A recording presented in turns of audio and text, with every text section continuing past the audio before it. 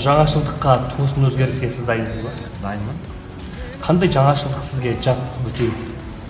Енді құлаққа сырға тағып, аяққа нәсілсіз шығу деген нәрсе мен үшін жат. Жақсылық жасау сіздің ұстанымыңыз ба? Жақсылық жасау менің ұстанымым емес, ол ақыретіме жіберетін сенбеймін. Әнші қоғамның белсендісі болуы керек дегенге келісесіз ба? Егер ақылы мен күш қайрат жетіп жатса, неге болмасқа? Қазіргі қазақ қыздарына не үшін көңіліңіз толмайды? Темекіге көп сойып баратқандықтан. Одан да басқа? Ер адамды кейде көп сыйлай алмайтындар кездеседі. Сізге ең көп қойылатын сұрақ. Неге арықсыз? Неге арықсыз? Өйткені генім осындай. Жігіттер тобы кейінгі кезде мүлдем көрінбей кетті дегенге келісесіз ба? 50-50. Не үшін көрінбей кетті? Арнайы бір әндерге белгілі бір клиптер түсіріп жатқан жоқпыз, сондықтан халықтың назарынан сәл тыс қалып жатқан жағдайымыз бар. Әйтпесе концерттерде сүйіп жүрміз.